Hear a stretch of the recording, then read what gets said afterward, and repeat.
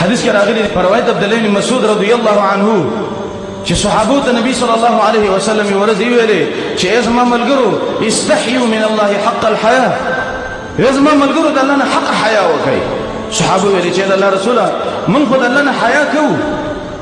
وی نبی صلی الله علیه وسلم ویلې وی حیا مقصد دا دی چې ان تحفظ الراس وما وعاه. حیا دې ته ویل کېږي چې ته د سر او سر چې سره ګیر کړی دا غي حفاظت وکړي. منه په سر کې دا غوګونه دي، سترګې دي، دا خوله ده، په غوږ باندې د ګناه خبره وانه اوري، په سترګې باندې د ګناه زیته ونه ګوري، په خوله باندې د چا غیبت ونه کې، بې ځای خبرې ونه کې. وای حیا دا حیا ده. او د ګیډې او ګیډې کې چې څه دي د هغې حفاظت وکړي، دې ته حیا ویل کېږي. او بیا ورته ویلې چې مرګ او بوډاوالی دا آیت کې وایي فمن فعل ذلك فقد استحیا من الله حق الحیا. چا چې دا کارونه وکړه نو دې انسان د الله نه حق حیا وکړله. نو د حیا مقصد دغه دی چې انسان د ګناهونو نه ځان بند کړي، انسان ځان د ګناهونو نه بچ کړي. بل یو حدیث راغلی امام احمد بن حنبل رحمه الله په کتاب الزهد کې ذکر کړی دی. وې د نبی صلی الله علیه وسلم خواته یو ملګری راغی، یو صحابي راغی او ورته ویل چې د الله رسول اوصیني، ما ته وصیت وکړه. وې نبی صلی الله علیه وسلم ورته ویل چې زه ته وصیت کوم په دې باندې چې ته د الله نه داسې حیا وکړه لکه څنګه چې ستاسو په قوم کې یو نیک عمل انسان او د هغې نه ته څنګه حیا کوې، همدغه رنګې حیا ته د الله رب العالمین نه وکړه. د نیک انسان مخې ته ته کنځرې نه کوې، غیبت نه کوې، نور ګناهونه نه کوې، نو دغه رنګې د الله رب العالمین نه حیا وکړه، ګناهونه پرېږده، دغه رنګې بدې خبرې پرېږده، غیبت پرېږده، نو دې ته ویلی کېږي حیا.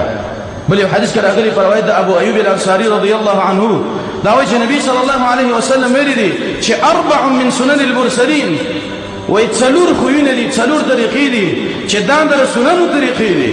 یو پای کې التعطر، عطر استعمالول، دویم مسواک ول، او دریم نکاح کول، او څلورم الحیا، په ځان کې حیا پیدا کول. دا 4 داسې صفتونه دي چې دا د انبیاء او د پیغمبرانو صفتونه دي. کله چې یو انسان کې حیا نو دا د تمام انبیاء متبع او تابعدار دی. او کله چې انسان کې حیا نه بے حیا انساني اگر کدي کلمه ولې نه ویلي، ولیکن دا انسان د انبیاء په نقش قدم باندې نه روان. حدیث کې راغلی ابن ماجه کې روایت ده، نبی صلی الله علیه وسلم وی لكل دین خلق، دا هر دین خپل اخلاق دي، خپل خوونه دي. وخلق الاسلام الحیا، او د اسلام اخلاق چې ورته حیا ده. د هر دین یو خاص خوونه اخلاقی، زمون د دین د اسلام اخلاق چې دي هغه ورته حیا ده. پسند کې حیا پیدا کول پکار دي. بل حدیث کې راغلی امام بخاری رحمه الله راوړل په روایت د ابو مسعود الانصاری رضی الله عنه داوي نبی صلی الله علیه وسلم ویل دي ان مما ادرك الناس من كلام النبوه الاولى، وې دي خلکو چې د پخوانو انبیاونه یو خبره را لاندې کړې ده، د پخوانو انبیاونه موږ ته پاتې ده. هغه خبره ده چې اذا لم تستحي فاصنع ما شئت، وې کله چې د حیا لاړه نو به چې څه کې هغه کوه. نو حیا چې د انسان یو اخرنه حد ده، نو چې کله انسان حیا بریدي نو به چې څه کوي هغه کوي. موسی علیه السلام برکه راغلی دي چې موسی علیه السلام چې کان رجلا حیا ستیرا، عیسی علیه السلام چې دا حیاناک انسان او پردناک انسان. بل حدیث کې راغلی دی امام ترمذی رحمه الله راوړی دی په روایت د ابو هريره رضی الله عنه چې نبی صلی الله علیه وسلم ویلي دي چې الحیاء من الايمان، دا حیا چې د ایمان نه دی. والایمان فی الجنه، او ایمان په جنت کې دی.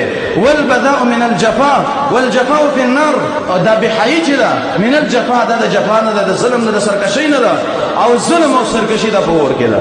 څه مقصد؟ کله چې انسان کې حیا د انسان کې به ایمان سره جنت ته وي. کله چې انسان کې بے حیی د انسان کې جفا، سرکشی، ظلمي او ظلم، بے حیی، سرکشی انسان به جهنم ته رسي. نبی صلی الله علیه وسلم د عثمان ابن عفان رضی الله عنه مبارک ویلي و اذا عثمان داسې سړی دی چې د دین ملائکه را حیا کوي، داسې انسان ولا. ورځ ابو بکر صدیق رضی الله عنه خطبه کوله او په خطبه کې داسې ویلي چې استحیوا من الله یا معشر المسلمین، اے د مسلمانانو ټولګي د الله نه حیا وکړي. او به ویلي فوالذي نفس بيده، زما د قسم په هغه ذات باندې چې زما روح دغه په لاس کې دی، وإن الإيمان يوثقه الحياة، وإذا إيمان شري ورد حياة مضبوطي، حياة هذا شيء ده شيء ورد إيمان بمضبوطيږي. وهب ابن منبهنا نقل لي هغه ویلي وای الإيمان عريان، إيمان شري ورد بربند ده، د إيمان جامع نشته ده. او به ویلي چې لباسه التقوى، د إيمان جامع چې ده هغه تقوا ده.